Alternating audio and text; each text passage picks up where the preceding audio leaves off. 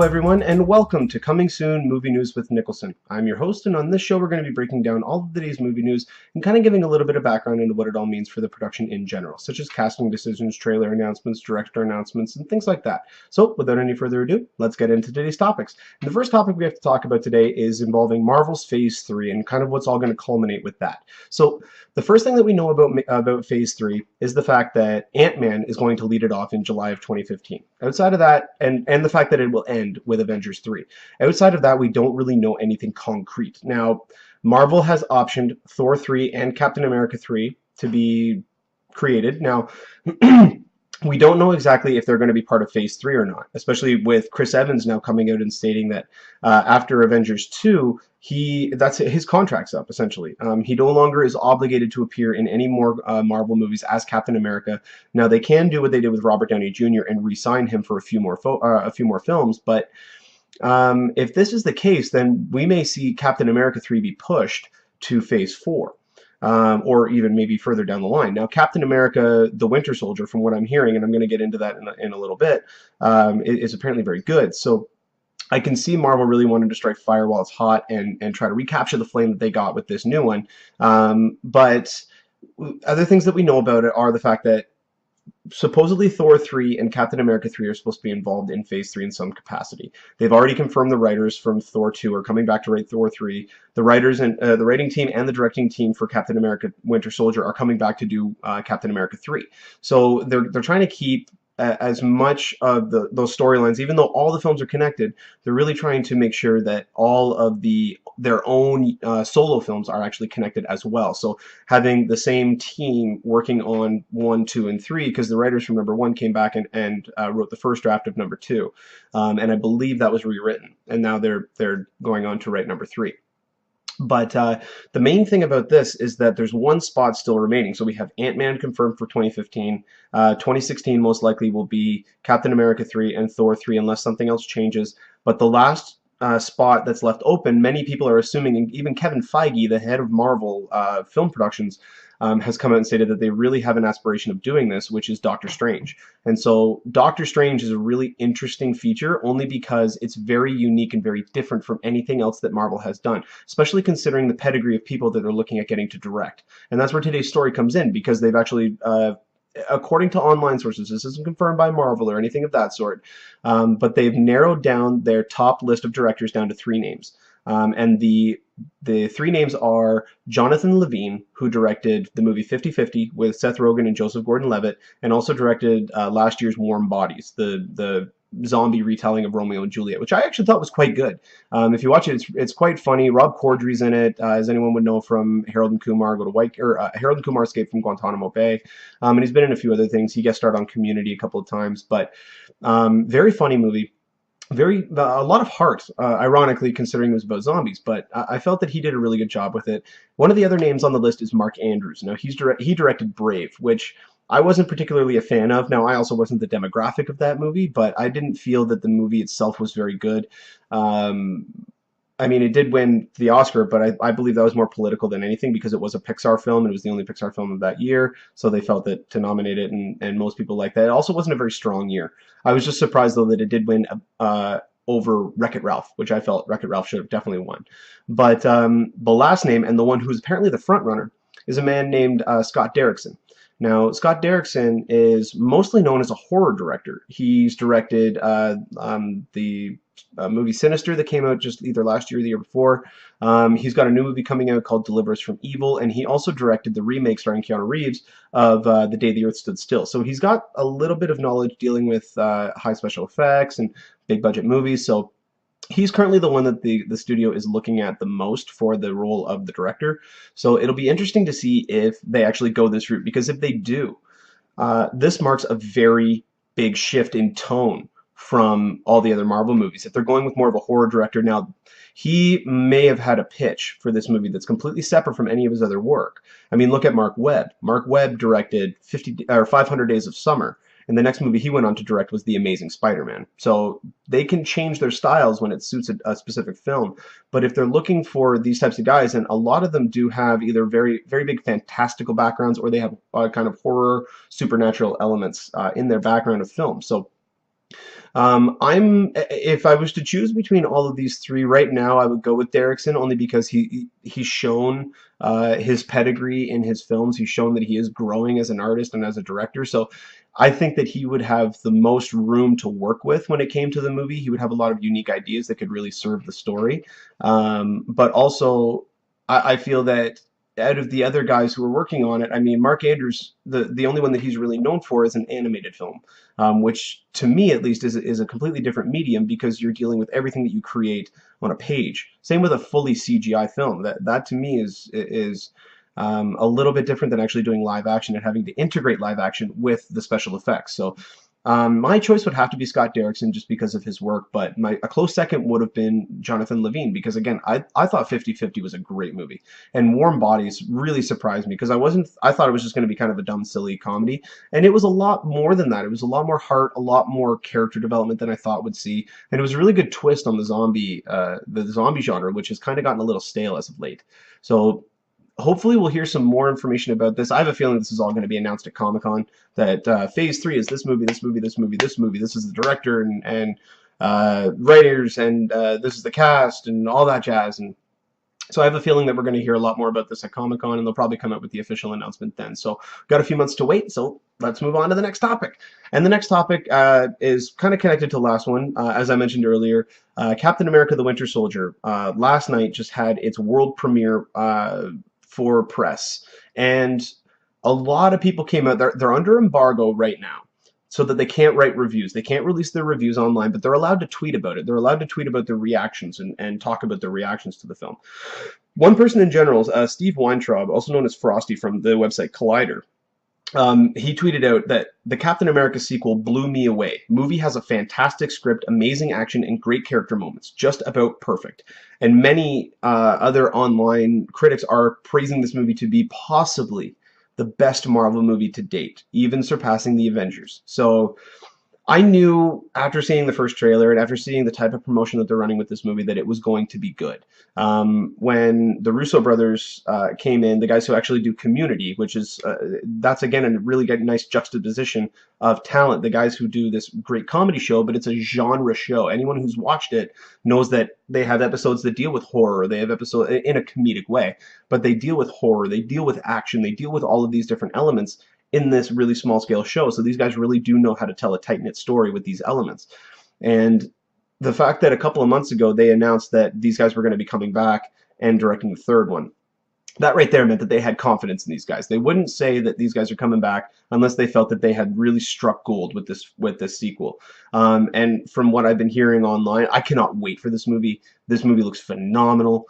Just looking at the action, it's based around a 70s political thriller. That's the feel that the directors were going for. So it's really got that kind of espionage aspect to it, which is going to be really cool. And the main through line throughout the movie, from what I understand, is Steve Rogers trying to cope with who is actually on the wrong side and who's on the right side. There's no more black and white. It's all kind of gray, and trying to figure out where everything lies within that. So I'm really intrigued to see this movie. I think the character development is going to be unbelievable.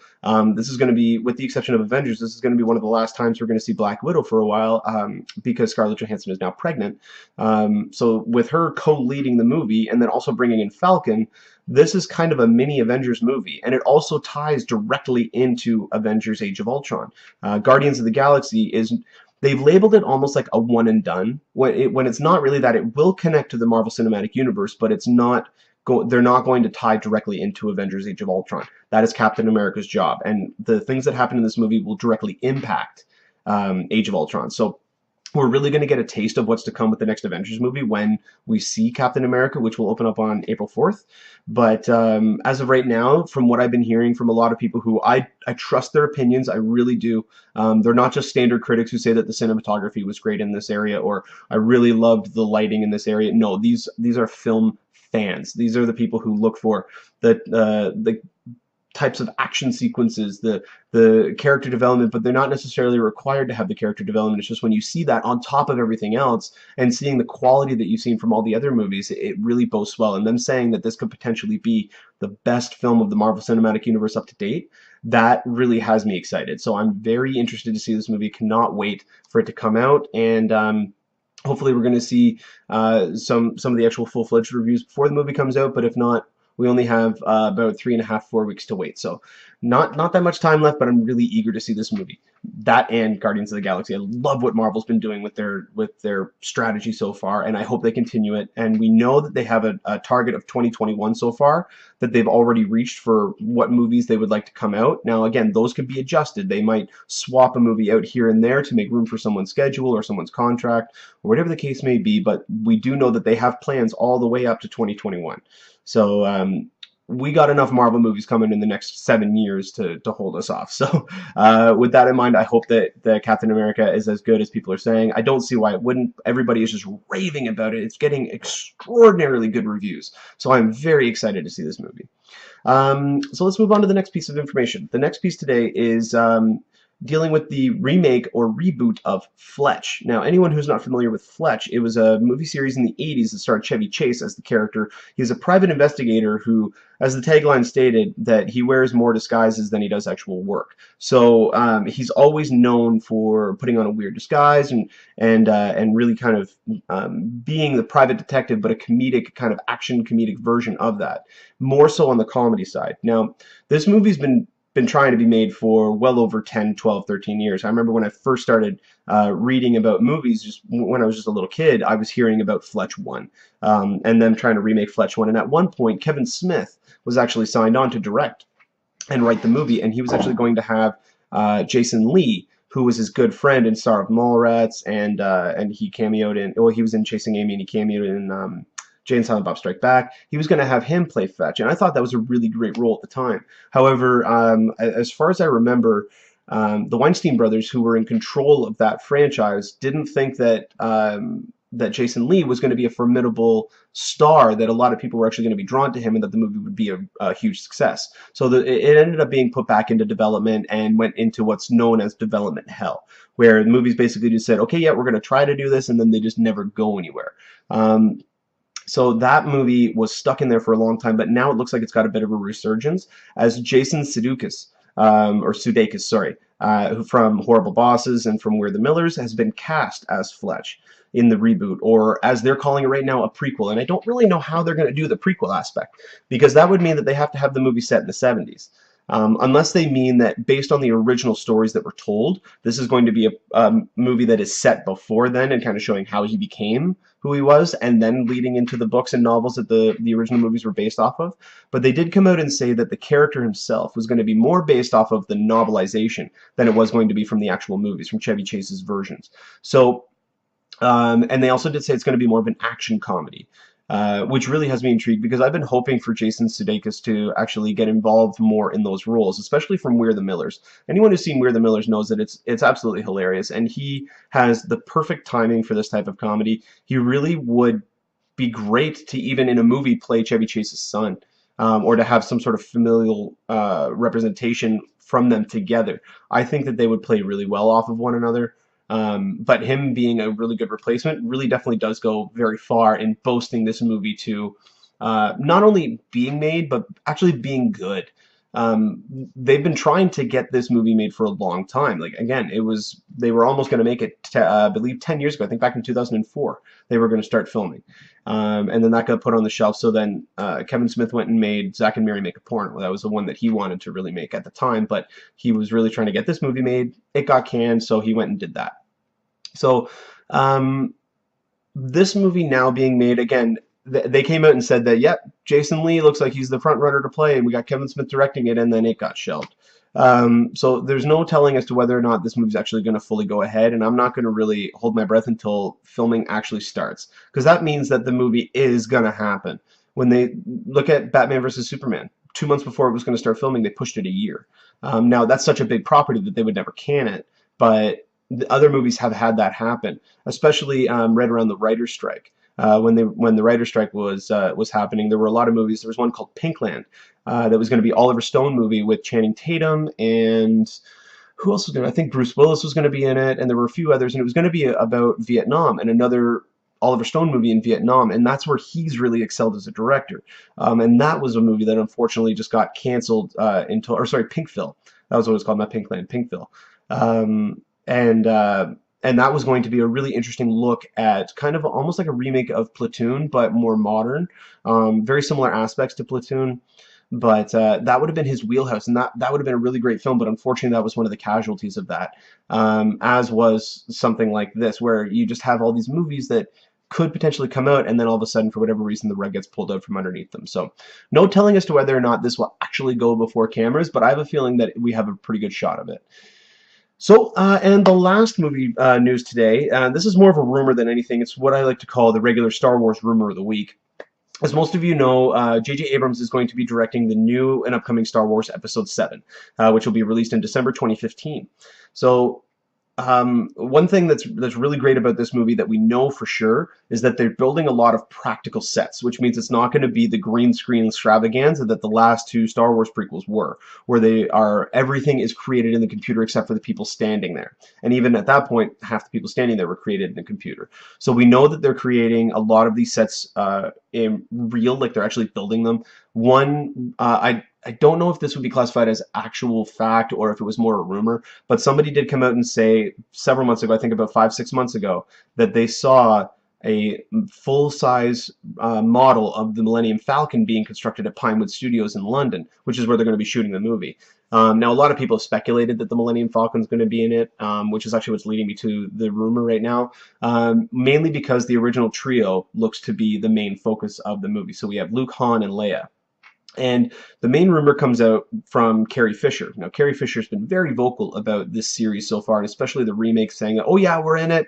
We're going to be doing this, and this. Yeah, Harrison's back, Mark's back, you know." But nothing from the actual studio. Carrie Fisher's been kind of going off on a tangent on this. And her recent one, she stated to a colleague of hers that she was going to be in London for 6 months filming the new Star Wars sequel. Which, if that is true, then that means that all the rumors that went around with the getting rid of Michael Arndt, who was at first the writer of the movie, he wrote and won the Academy Award for Toy Story 3. They brought him on to do the first draft of the movie. And then apparently, now this is all rumor. We don't know if this is confirmed or not. We do know the background of everything, that he was removed and that they brought in more writers. But what is stated was that his draft veered too far away from the original trio and focused, I believe, more on their kids. And they were just kind of in there for a little bit, and then they got rid of them. The original three, I mean Luke, Han, and Leia. So what ended up happening was Michael Arndt was pulled off the project amicably, as far as I'm aware, and Lawrence Kasdan was brought in to help rewrite the movie. And Lawrence Kasdan was the writer on Empire Strikes Back and Return of the Jedi. So having the two most successful Star Wars and the two best Star Wars films out there, the writer from those coming in and actually doing this film is a really good boost to the overall quality of the project. And also, J.J. Abrams is co-writing it, and we all know from all of his projects that he is a very talented writer, very great storyteller. But the main rumor was that the reason he was pulled off was because he focused more so on the kids or other characters than he did on the original trilogy characters. And so what Lawrence Kasdan and J.J. Abrams wanted to have happen was have this movie almost be more of a passing of the torch and have it focus more on Han, Leia, and Luke, and then have Episode 8 and Episode 9 focus on the new generation as the main characters. But this looks like this is more legitimate, because if Carrie Fisher is filming for 6 months, that means that she's not just in it for a cameo or not just in it for a few scenes. She's there for the full shoot from almost beginning to end. And if that's the case, that most likely means that Mark Hamill and Harrison Ford are on board for that length of time too. Anyone who's seen Harrison Ford recently, with the exception of the goatee, he looks like he's trying to get his hairstyle back that Han Solo had. So they haven't come out and officially stated anything about this movie yet, outside of we're doing it, and it's coming out in December 2015. Outside of that, there's been nothing official. Nothing. Not at all. So I'm hoping that we get some information. I'm really excited for this, and when they announced that J.J. Abrams was going to direct it, I was ecstatic. He is look at what he did with Star Trek. He is the perfect director for this. There was a report that came out yesterday that Jon Favreau, who I spoke about on yesterday's show, was actually very interested in directing it. And because he has such a good working relationship with Disney, I guess because he was working on those other projects, they never asked him, but he stated that everyone was coming out and saying, yeah, I'd love to do it. Yeah, I'd love to do it. Yeah, I'd love to do it.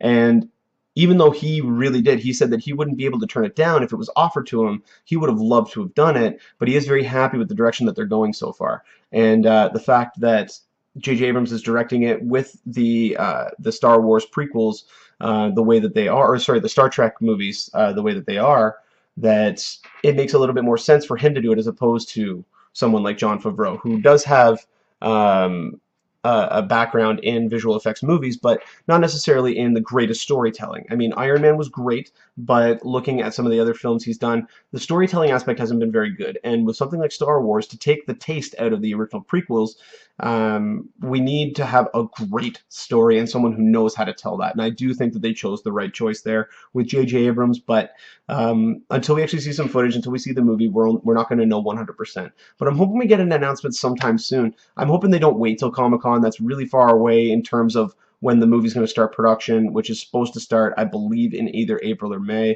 And then Comic-Con's not till July, so we still got a few more months for that. But they need to start filming soon because the movie is going to take at least a year to a year and a half in post-production before it's actually finished. So hopefully we're going to get some more information on this soon. But until we do, this is essentially all rumor and speculation. I'm hoping that they do come out with some information, but if they don't, I mean, there's not a lot that we can really do. We're just film fans. We're just kind of people who read online and really anticipate these movies and fuel the passion for them. But with someone as secretive as J.J. Abrams, who has come out and stated that he's going to be less secretive with this project, although haven't seen any evidence of that yet, it's going to be interesting to see if they do start coming out with some more information. I hope that they do. I hope they start appeasing the fans and really start to delve deep into that. So only time will tell. Well, that'll about do it for us on Movie News. Coming soon, Movie News with Niklsun. I've been your host, and thank you guys for joining us. Don't forget to click the subscribe button down at the bottom of the page or right below the video. And also, don't forget to follow me on Twitter. You can find me at Niklsun, Niklsun, to get all your updates on any sort of movie news, and also anything that I tweet about. I will be trying to follow up on the next day with the following show. So don't forget to click subscribe and also follow me on Twitter. You guys have been great. Thanks for watching, and you take care.